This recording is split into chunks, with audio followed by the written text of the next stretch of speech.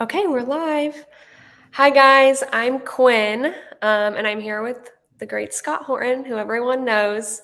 I am the outreach director at the Libertarian Institute, and we thought it'd be a cool idea to just kind of do a little bit of a year in review for the Libertarian Institute and talk about all the great accomplishments that we've succeeded at this year, and then also everything that we have coming up in the next year, because there's a lot coming up and it's really, really exciting.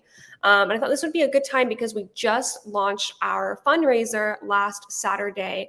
We have a goal of $60,000, and that's going to be going on for about 3 or 4 weeks. And you can donate at libertarianinstitute.org/donate. We obviously always appreciate your guys' support. You do so much for us. And, there's tons of other ways to support as well. If you can't contribute financially or you can't donate, you can share our content, engage with our content, even just educating yourself on our cause and, reading our articles, reading our books, listening to our podcasts. All of that is such a significant way to contribute to the Institute. I just want to dive in with you, Scott, and let's go over what the Libertarian Institute has been up to and what you guys have been doing. So tell me a little bit about what are the big things that have happened in the last year.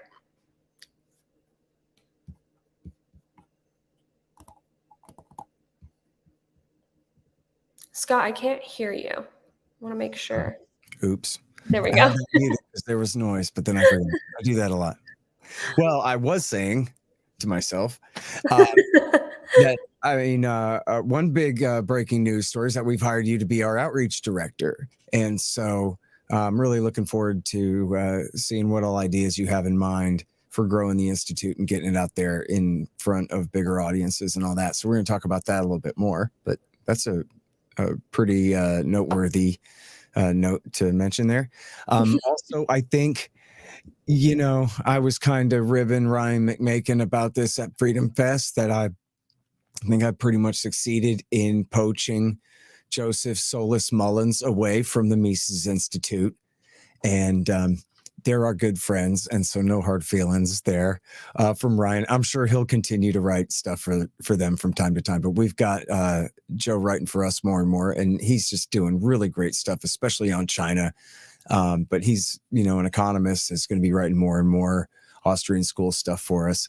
So that's a great one. And then we got the TEDs. So we're now sharing Ted Snyder with antiwar.com. And he's not really a libertarian, but I don't care, because all he writes about is foreign policy, and it's always really good stuff, and based on correct enough premises from our point of view. So, and he's just really fantastic and a brilliant genius and knows so much and is doing, he's a real expert on Europe and Asia, but also on just, the rise of the BRICS and the rejection of most of the world now of the American dominated world order, and how all of that is playing out and everything. He's really just fantastic. And then Ted Carpenter's the best guy at Cato, so they got rid of him, and now he's with us. And he's written, I think, 25 books or something like that. And, probably has the world record for being the first person to predict that America's foreign policy would lead to war in Ukraine 30 years ago or something like that. And has written a ton of stuff about NATO and how horrible it is, and especially criticizing expansion and the rest of that. And so I'm really proud that we've got him. So, adding those two TEDs to our rosters, pretty good news. And then, I'm not certain, Quinn, when I think about it, when it was that we finally officially brought Bovard on. We've been running Bovard articles for a long time. We've been friends for 20 years. But he's now a junior fellow. Something tells me that was just in the last year that I succeeded in signing him up officially as a junior fellow.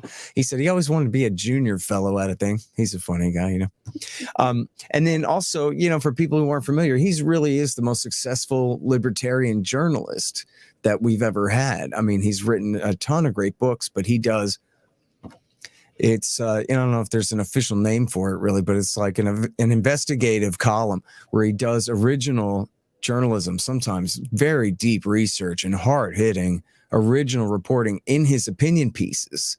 Mm. And so, most people can't really get away with that very well, but he does, and does an absolutely excellent job of it. So, people know him now probably first and foremost from the New York Post, but he's written, for USA Today and the Wall Street Journal and, whoever all over the years.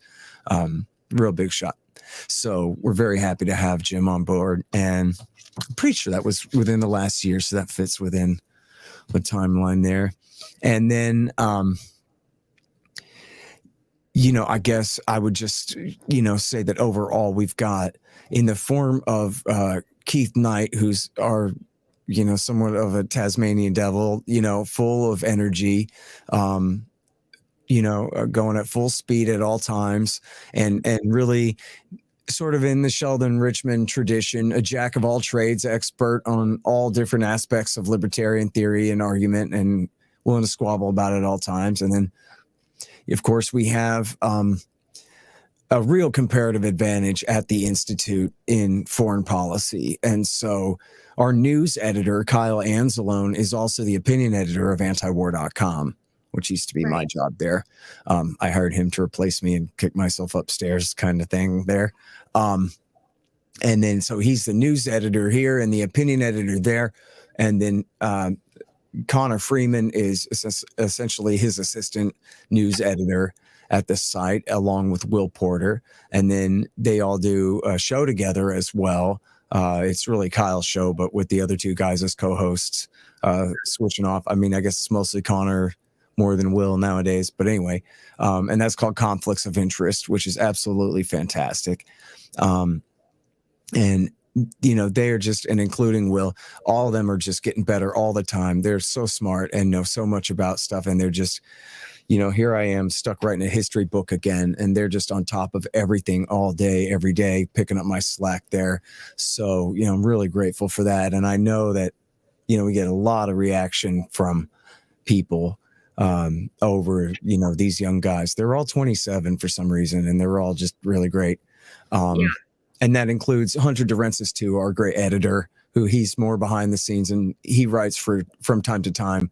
In fact, I should probably make him write more, but he does a great job choosing who else is writing, we write, and all of that too. So I just think, overall over the last year, the whole team has done a great job in just covering everything and building up all of their own credibility in doing so, and helping to lay a better foundation for moving the Institute forward from here.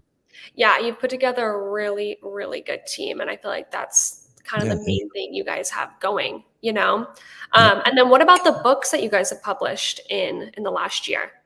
Okay, so Keith Knight put out the Voluntarist Handbook, which is, I don't think it's exactly an answer to Michael Malice's Anarchist Handbook, but Malice has all these anarcho-communists in there and stuff. And Keith was like, well, nuts to that. I just want the libertarian anarchists.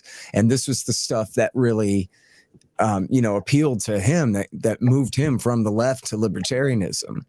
And so, and hold that thought. But so it's a collection of essays that, of all different writers. I think there's one by me in there too. But just, and it's, along Rothbardian lines, the kinds of things we like to read. And I'm sorry, I wish I could tell you off the top of my head all the great stuff in there, but it really is incredible. And yeah, it's great. It's one of my favorites. Yeah. Can you remember off the top of your head some examples of some of the people in there? No, but you are in there. Right. But yeah, no, I can't memorize names like you can. I just know that book is highlighted full with all kinds of good stuff. It's one of my favorites. It was such a it literally is just a useful handbook for when you need to talk to someone about an argument, or just send them this one essay, or talk about this one point. It's honestly amazing. When you think about it too, like if you're going to give someone a primer about libertarianism, you want to give them like some easy junior high stuff, or you want to go ahead and give them a red pill? I'm like, Right. look, man, here's all the stuff you don't have to believe in anymore because you get this instead. Yeah, And, exactly. go ahead and snap him out of it. So, yeah, I'm really proud of Keith, and he is, as I said, like Sheldon Richman, he's made himself an expert on all aspects of libertarianism, and writes about it, and is like me, but in a broader way, is hell bent on making everyone else change their mind to agree with him about everything. So Yeah. that's, he's going to stay like that too. You can tell. Yeah. So And he's that's really a needed. addition to the team So, for sure. yeah. And that book Then is, we it's had, so great. yeah. Then we have Hotter Than the Sun. We do. And so that's a book that I was in the middle of writing the book. I'm still in the middle of writing. Not so much the middle anymore. I don't know. Or maybe I am in the middle then. I was at the beginning. I'm at the middle now and beginning then. Anyway, then my friend Jared came to me and he goes, hey, look what I did. And it's a 350-page PDF of transcripts of interviews that I've done over the last 20 years on all aspects of nuclear weapons. And I mean, not completely edited, but pretty damn well edited. So I had just put that on the back burner because that's great and everything, but I'm really busy and I just can't get to it. And I'm writing this book about, the war. But then I thought, if we're all going to die in a nuclear war, I at least want to be able to say, I told you so. Otherwise I'd turn to dust, So I want to get it out there. They talk about, culture jamming and Overton windows and things like this. I want a book out there that just is completely against the current global nuclear weapons regime. It's just completely insane. And I think that we've taken it for granted for so long.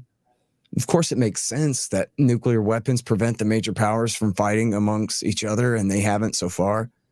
But boy, if deterrence fails, and look at who's in charge.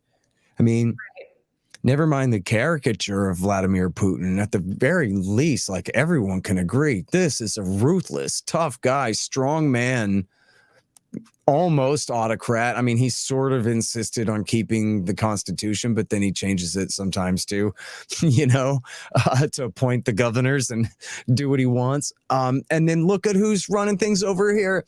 People who couldn't have been more wrong about everything this whole time, and who more than anything are convinced of their righteousness, and who are clearly willing to raise the risk of nuclear war. And in fact, if you look at when they talk about in Ukraine, their standard for what's the limit of what we can give Ukraine to fight in this war is, well, he hadn't nuked us yet, so what can we give them without Putin nuking us? And that's the line that they think they want to skate. I mean, it's completely crazy. And I think a lot of people just don't understand it. If really any level of nuclear war breaks out between America and Russia, it'll virtually absolutely necessarily lead. There's no off ramp. Right. Once the nukes start going off, we have a general nuclear war. And you're talking one thermonuke per city. You're talking about our civilization dead in a day. It's just, anyway. And then, but the book itself, the subtitle is Time to Abolish Nuclear Weapons, but the book itself is actually, I like to put my major, conclusion in the title. Yeah. Get the hell out of Afghanistan. I mean, even Fool's Errand is really, my history of the war in Afghanistan more than it's just an argument for getting out. But I wanted to say that. So same thing here. I say Time to Abolish Nuclear Weapons, but the book itself is actually, a rundown of the nuclear weapon stockpiles of all the major powers, and then take on all the so-called rogue states and their nuclear weapons programs, including the Israelis. And then we do a breakdown on the military-industrial complex and all the profiteering in hydrogen bombs, which is no different than any other racket in the American system. It's incredible to see the way it works. And then we have a full take on Hiroshima and Nagasaki, and then all the anti-nuclear weapons activists at the end. So this includes nuns who go and break into Navy bases and bang on ICBMs with hammers and throw blood on them and stuff, and then go to prison for it. But it also includes people like George Shultz and Henry Kissinger and William Perry, who, especially I like William Perry on this because he's a guy who is not really a partisan political guy. He was a civilian employee at the Pentagon who rose up to be Secretary of Defense. He's essentially just a wonk, right? With, expertise. He's a technocrat, right? To that kind of nth degree. And he writes this book, My Life at the Nuclear Brink. And in there, he argues, essentially, he just says, listen, you don't understand how dangerous these machines are. The idea that we're just going to sit around and have thousands of them from now on, this ultimate Mexican standoff between the major powers with thermonuclear weapons. This is not sustainable, man. At some point it breaks down, and when it breaks down and we all die, this is not right.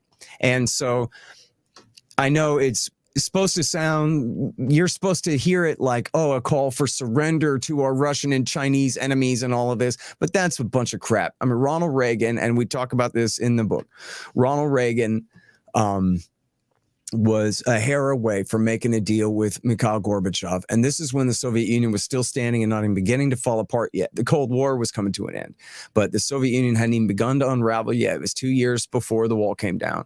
And Reagan was a hair away from making a deal with Gorbachev to get rid of all of the nukes on Earth. And it wasn't some utopian magic wish thing. The negotiation was the Soviets and the Americans would reduce our stockpiles down to about 200 or 300 each, which would make us at parity with England, France, Israel, and China. And then we would work from there and see if we can get down to 100 and see if we can get down to 50 and see if we can get down to each power just has enough to threaten each other's capital city. And then see if one day we can get down to a level of trust that we don't need these devices at all. But certainly, I guess the first priority would be see if we get down to below nuclear winter levels, where even if America and Russia attack each other and attack Europe or, this kind of thing, that you won't have the sun blotted out for decades and people starve by the billions and humanity set back 1,000 years and all this kind of nightmare scenario. So that is the danger that they're playing with. It's completely crazy. And it's a government program. And there's no reason in the world to have faith in these men to, not use them. And look at what they did before in Japan. They were like, shit, yeah, we're going to use them. And they use them. They didn't think twice about it. So Unnecessarily, too. Unthinkable is a proven fact that they're not unthinkable to use. It's unthinkable. The consequences are unthinkable in that turn of phrase. But is it truly unimaginable that they would make the decision to use the weapons? No, they will. Under XYZ circumstances, they will use them. Yeah. And so, and that doesn't, the Russians have a thing where, if we attack them first and kill every last man, woman, and child over there, the robots will retaliate and still kill us. The computers will still launch what's left. Yeah. So, which is insane because it means that those machines have the power to do that outside of human control now. Exactly. What if those computers make a mistake? Anyway, this is so. Ronald Reagan actually came to believe that he was on a mission from God to get rid of nukes. And then what happened was he blew it. And it was because his men lied to him, led by Richard Pearl and others in the Defense Department. They made him believe that there was such a thing as Star Wars and we could have lasers in space that would shoot down the incoming nukes. And he promised the American people that we're going to do that. So if we don't do that, then you're breaking your promise to the American people to protect them. But if he negotiated away all the nuclear missiles, then it doesn't damn matter if we got lasers in space anyway. And for him to have scotched the deal over that is, probably the tragedy, one of the greatest in human history, really. I'm sure whoever survives will look back on it that way if they've ever heard of the Reykjavik summit of '86. But so anyway, yeah, I mean, it did set back my progress on the book I was writing at the time by 6 weeks or so, but I am glad that I put it out. And I have heard from people that they got a lot out of it. And frankly, for a book of transcripts, I think it's very readable. I bet you it might be the best book of transcripts of interviews that anybody ever published. So it can be pretty tedious. And I know that I get pretty tedious all my talking all the way through all the interviews of everybody else. I could think that's annoying. But then again, I don't know. And then we just published Lori Calhoun's book. Yeah, so that's brand new. Brand new from last week. So her book is called, and I have it right here, Questioning the COVID Company Line, Critical Thinking in Hysterical Times. You can see the NPCs standing 6 feet apart there at the bottom. And so Lori Calhoun, for people who don't know, she has been a great libertarian intellectual and writer for many years, and I think formerly was most associated with the Independent Institute.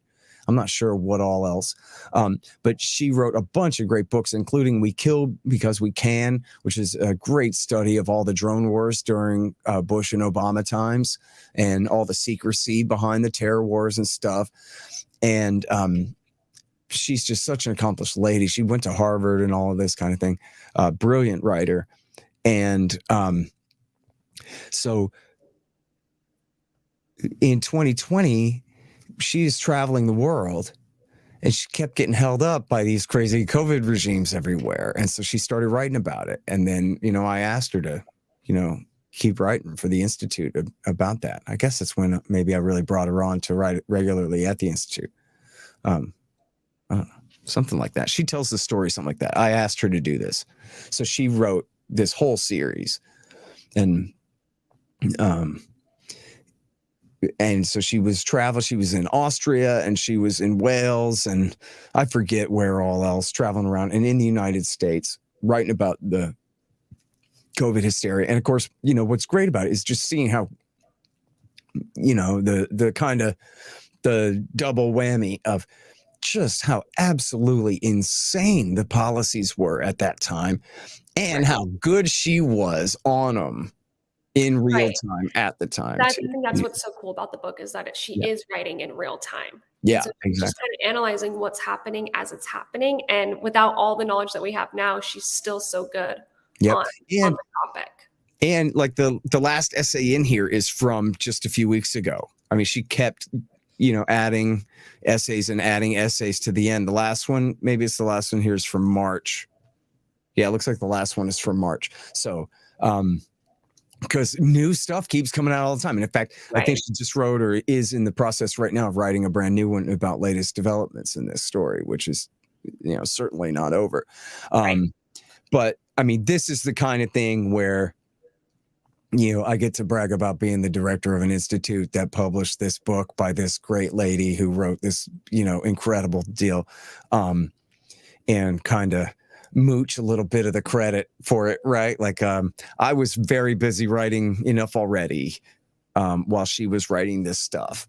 Yeah. And so, you know what I mean? I'm, again, just like I was saying with, I'm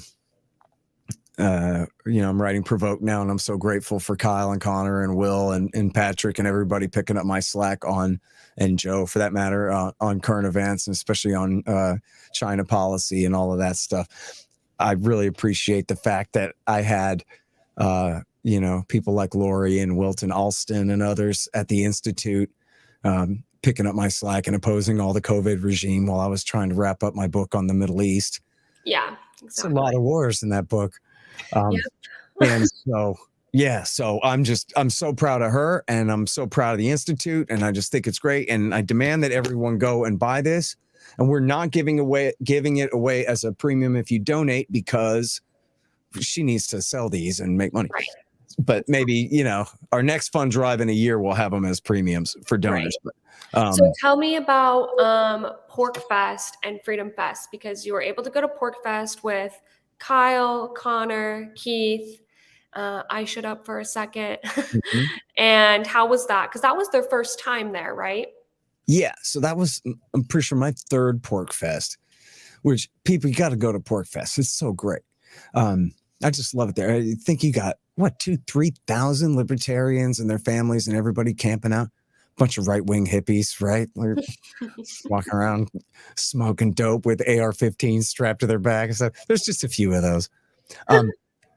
But lots of guns on hips anyway. But just a lot of very free people and being very happy, and great little community, and a tasty little pizza shack and just everything is perfect. And you see the whole dang galaxy at night. Up there in the mountains. So, there's my little ad for Pork Fest every year. It's short for the Porcupine Festival. It's not just we all eat sausage the whole time, although there's some of that. So I love it there. And I got to give some speeches but the boys killed it. And I only call them boys compared to me because I'm so old. But I got there late, so I missed Connor's speech. Connor gave a talk about China.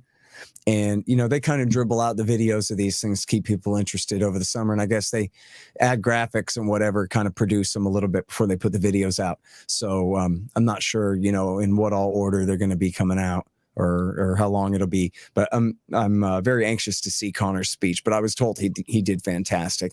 Yeah. And then Kyle gave a speech about Russiagate and how useful it was. First of all, how false it all was. And then secondly, how useful it was for hemming in Trump and his foreign policy and preventing him from making peace with Russia and a final settlement over the Donbass and all this stuff, which could have prevented the current war, which is fantastic. I'm really proud of him for that. And I'm actually like sitting there emailing myself things, notes that I'm taking, like, oh man, I totally forgot about that. That's got to go in the book.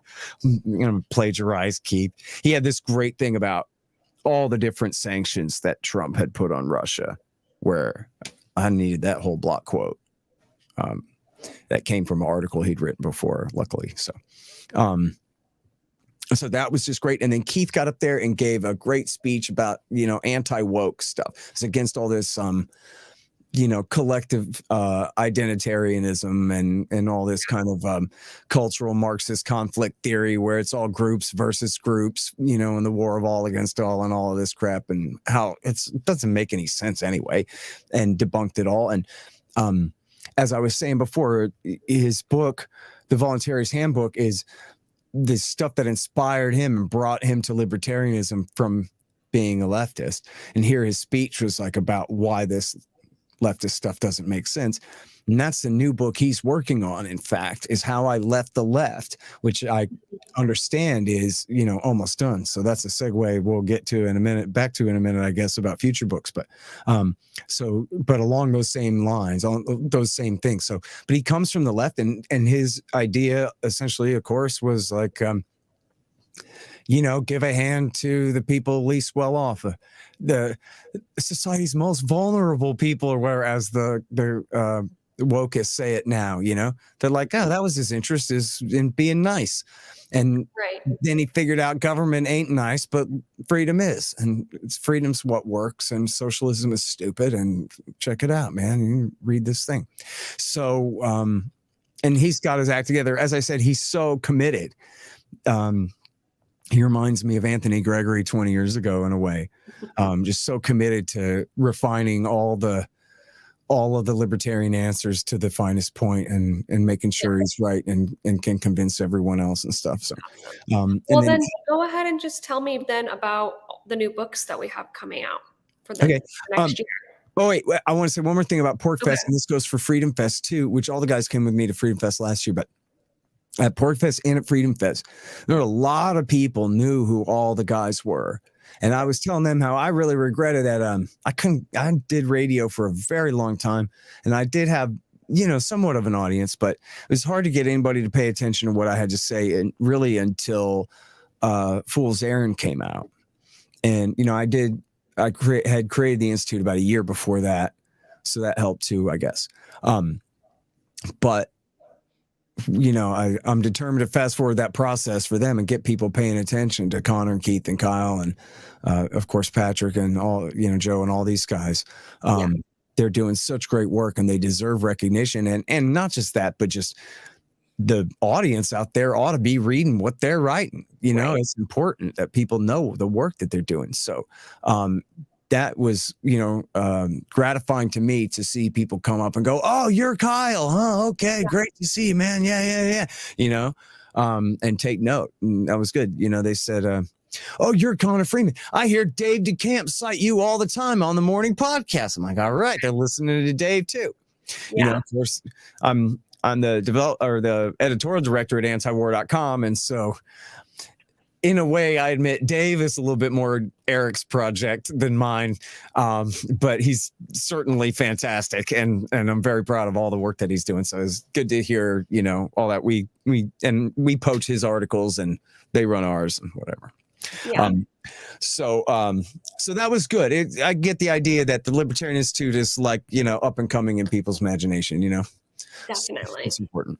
And then books. So check it out. So we got 5 books about to come out. We just published Lori's book, okay? But we got William Van Wagenen wrote a book about Obama's dirty war in Syria. And for people who might be familiar, he has written, I don't know, man, maybe 20 articles that are like 20,000 words each, these massive dives on Obama's dirty war in Syria. So now he's edited it all together, got all the redundancies out, and put it together in book form. And this thing is just going to be absolutely fantastic. And that thing is being edited and put together right now. And that's going to be, That's really exciting. It's going to be the best book on that. It's going to be, the definitive account of that insanity, which don't get me started, man. Only just on how great William is. William is great. And that book is fantastic. Okay. Then check this out. We got this guy, Gary Vogler. And remember how in Enough Already, I write about how the Iranian-backed Iraqi exiles were telling the Israeli-backed American neoconservatives that, we're going to build an oil pipeline from Kirkuk to Haifa. If only you'll regime change Saddam Hussein for us, then we'll make Iraq an ally of Israel, and then you'll get all our oil at a discount, whatever. He's promising them. Well, so this guy, Gary Vogler, he was the American most involved in running the Iraqi oil ministry throughout Iraq War II. And he goes, boy, are you right about that? And then he decided to write a whole book. And he already had written one called Iraq and the Politics of Oil, or the Politics of Iraqi Oil or something, where he argues that wasn't the motive for the war, America stealing their oil and all that. That's just what kind of anti-capitalist leftist assumed, but that wasn't what it was about.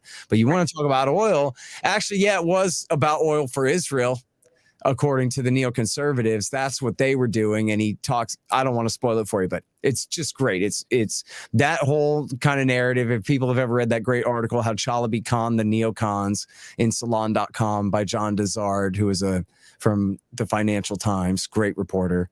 Salon.com used to run good stuff a long time ago. People probably don't know that. But anyway, it's an important part of the story of Iraq War II, and we're publishing a whole book on it. By a guy who was, sitting riding shotgun through the whole war and saw it all firsthand, knows everything about it. And he actually wrote a great Amazon review for Enough Already, saying this is the real history of how we got into that war. Forget everybody else. This is the right one. So that was just like his whole review was just my Iraq War II chapter, I guess, and was just like, yep, I was there. That's correct. This is the guy who got it right. So that was nice to hear.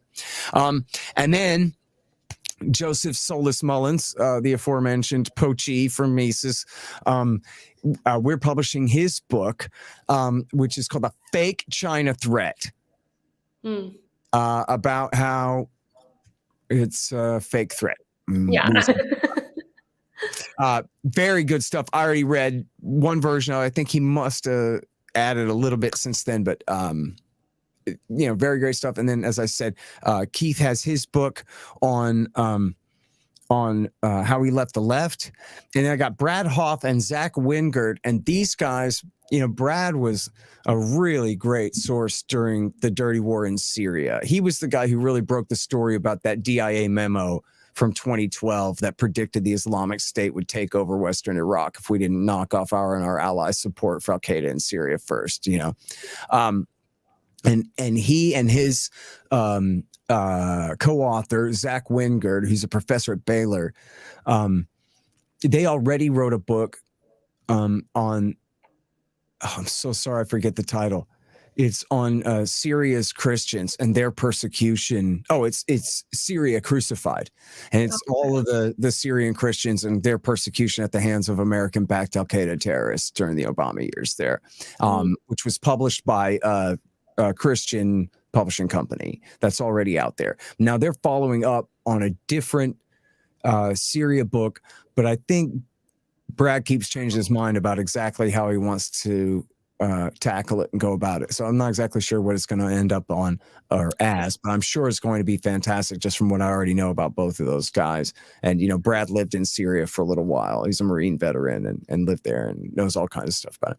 And then, of course, I'm working on my book, Provoked, which is 841 pages right now. I'm sorry. Look, a lot of that's block quotes that I'm going to have to summarize and cut down. I know. We'll see if we can get it down to, I don't know. I haven't even done my MH17 chapter, the skip rules. Damn it, man.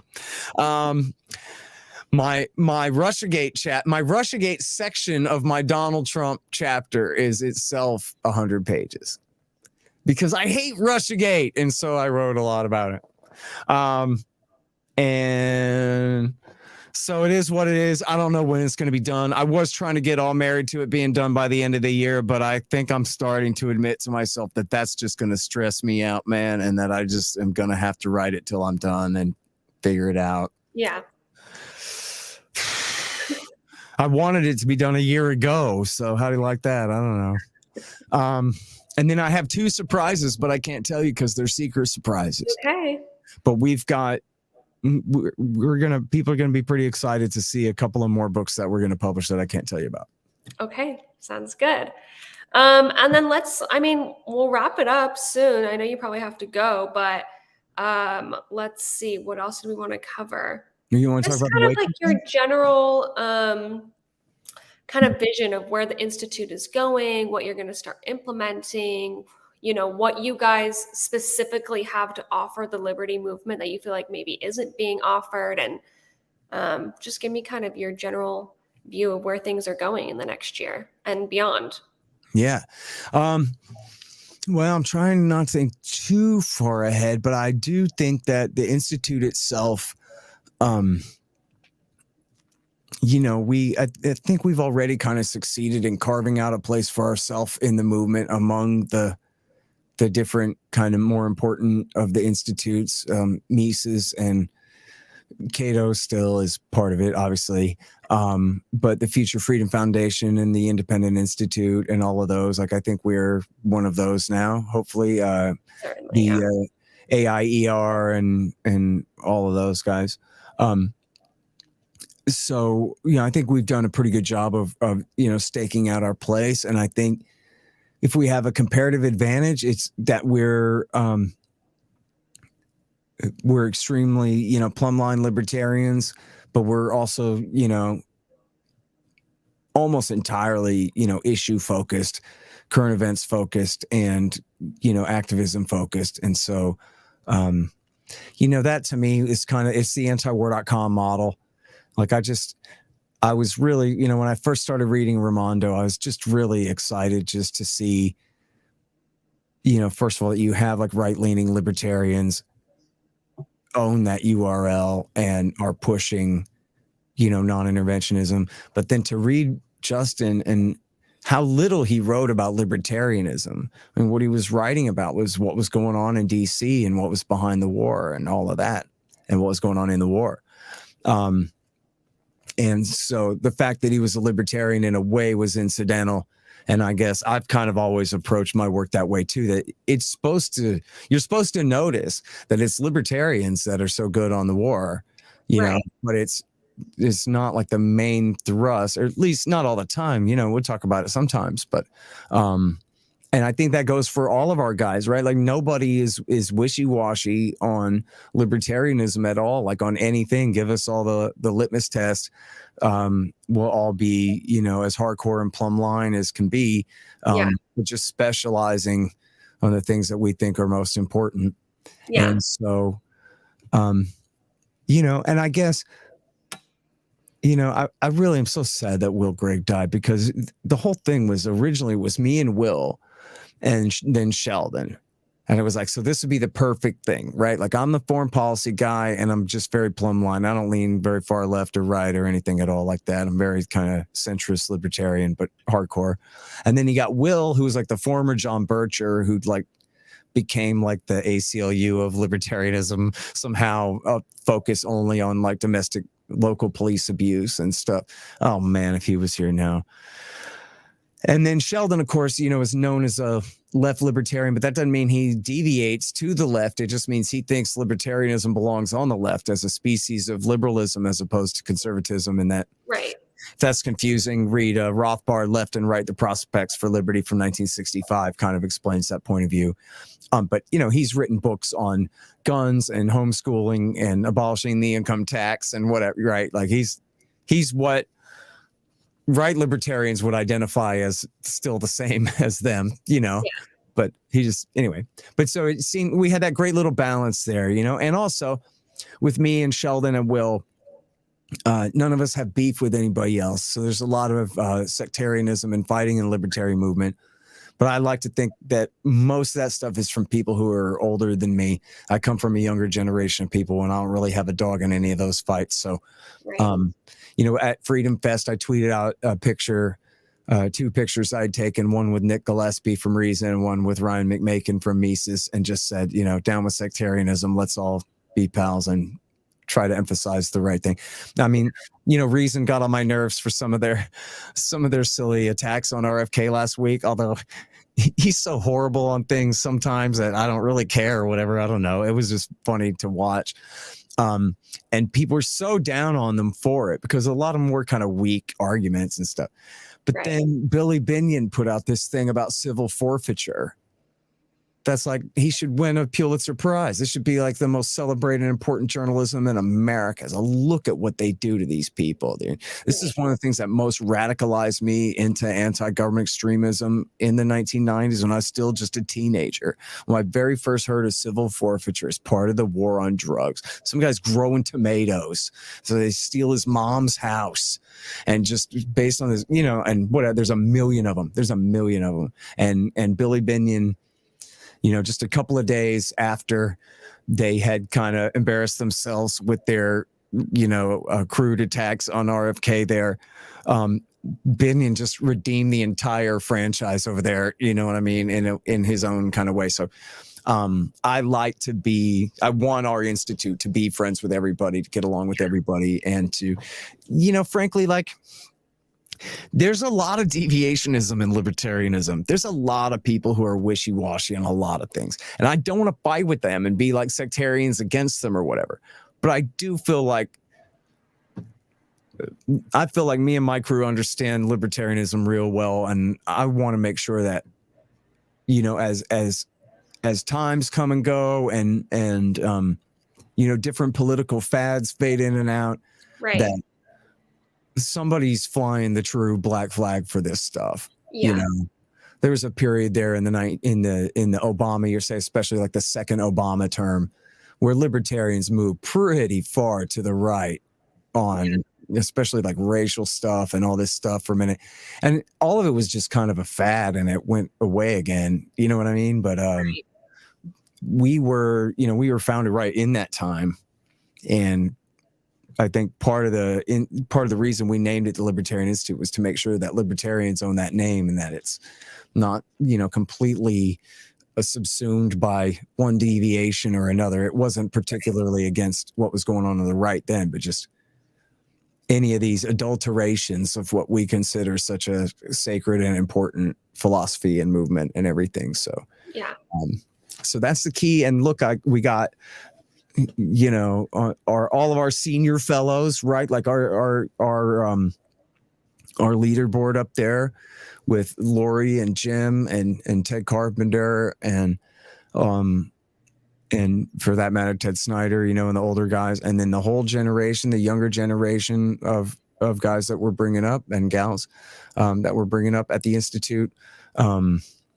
I think I made a pretty good bet on all these people, put together a pretty good team. So I only wish Will was here.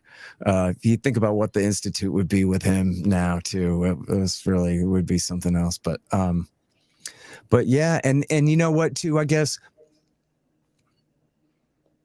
I'm a bit of like a former conspiracy guy.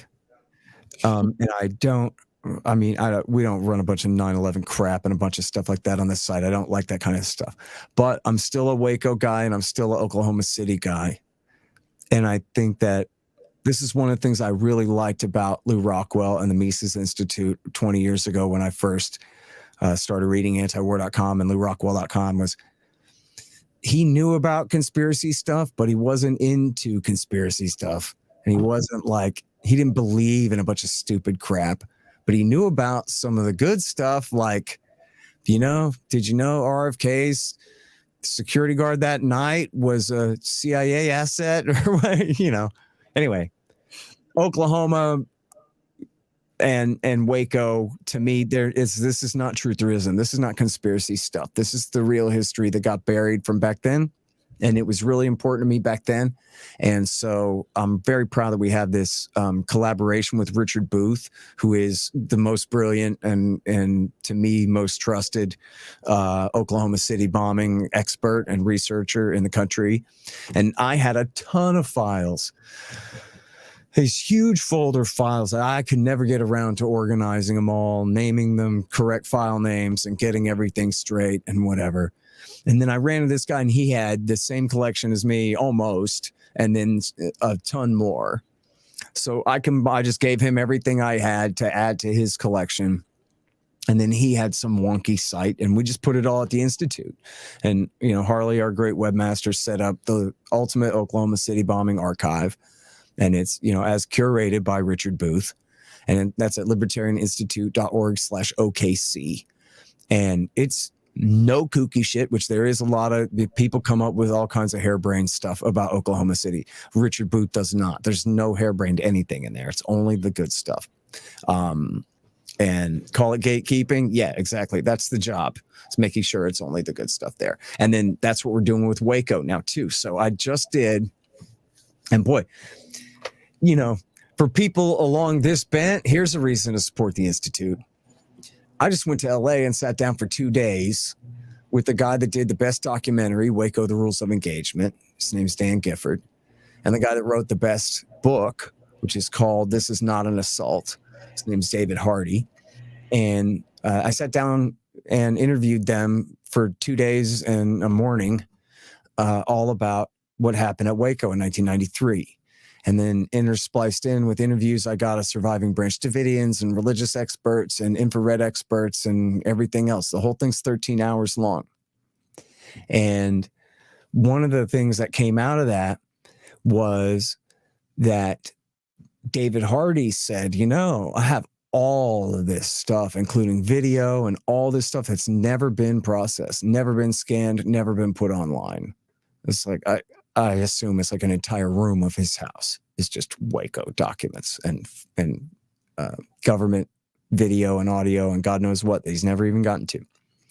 So I volunteered my guys, and I'm sending Connor and Keith, and they are going to go and make contact with Hardy, and we're going to get this done. We're going to get all that video and all those documents scanned and uploaded to the site, and we're going to have the ultimate Waco archive. That's at the Libertarian Institute too. And I don't know how long that's going to take, and I don't know how much it's going to cost.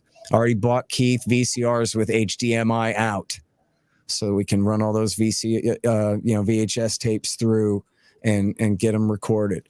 But and they might need some help in the Tucson area too. If people have more computers, more scanners, more VCRs, Keith Knight is the one you want to get in contact with. And I just busted his chops about that day before yesterday and said it's really important to get on the ball on that project. He's already in contact with Hardy. So I don't know how long that's going to take. Hopefully by, half a year or a year from now, we'll be able to say that we have the ultimate Waco archive for everyone too. Yeah. And so, I think that's important. And I think I hope it sets an example too, that it's important for libertarians that one of the major gaps that, problems that we can solve for people is that we know the real truth about what's going on. The government lies about everything, and we're not just principled, but probably largely due to our principle, we got x-ray eyes for seeing what's really going on in the world, where the incentives are really lining up to make things happen the way that they're happening. We can tell people the truth, why the economy booms and busts, why we're going to war again, and why the government, and how hopefully to stop them from doing what they're doing. So I think it's really important that, we definitely stay on the smart side of kooky stuff, and I'm not saying go off on goofballery, but I'm saying be hardcore and be brave enough to not worry about what they're going to say about you if what you're saying is right, and that's, all of us are just trying to follow Ron Paul's example ultimately, right? Yeah, exactly. Yeah, so. Okay, cool. Well, there's a ton coming up, so that's very, very exciting. What do you feel like is the best way that people can support the Institute and support everything that's going to be coming up in the next year? Cool. Well, so first of all, we just have all different options for donations at libertarianinstitute.org/donate. And, we run a very tight ship here. We have no giant glass tower like Cato in DC or whatever. All the money goes to paying the guys. That's it. It's essentially just payroll is where all the money's going, to keep people writing and doing their podcasts. And so there's all different options there of different prices, and we got different kickbacks for you, books and whatever, I don't know, mugs or whatever it is. But we take all different kinds of cryptocurrencies, and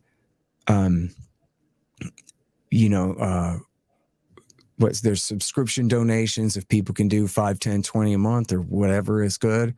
And then I think I need to work on this because I really am not good at this, but we got such a great team. I'm so proud of them now. Like, I'm not embarrassed at all to say, like, give us your money, give them your money, donate to the Institute just so I can pay my guys with it. That's all it is.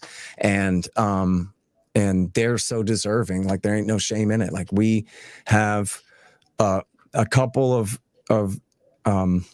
people, generous donors who are capable of donating larger figures, but we need more of those by far. And we're in a situation now where if we had 1 or 2 of our regular donors, if they went away, everybody be fired and the whole damn thing would collapse. Like, we can't have that. Like, we need for people out there who really are of means to kick down and make sure that these guys' payroll is covered. It's basically all it is. And if we could just get, 2, 3, or 4 more real capable and generous donors, we could, the sky's the limit on where we could take this thing. But certainly we could build up a real savings and know that we have enough to keep going through hard times and all those kinds of things.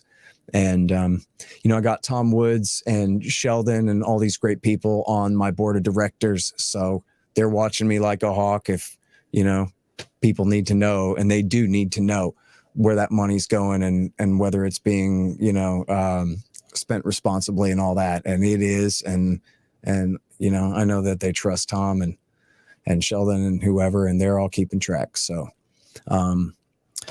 yeah, man, kick down, everybody. This is one of the most important and exciting projects in the libertarian movement right now, I think. And yeah, I can say that with a straight face and happily so. So, and I can also say on behalf of everybody how grateful we are, because everybody knows, I think everybody feels like a real responsibility when they know that they're getting paid with donor money like this. Right. You know what I mean? So yeah. So thank you. Yeah, thank you. All right, we'll just wrap it up. And like we said, we're doing our fundraiser for 3 to 4 weeks, started last Saturday. And we appreciate your guys' support so much. And thank you so much, Scott, for coming on and taking the time. Absolutely. Thank you, Quinn. Yeah. Okay. Bye-bye.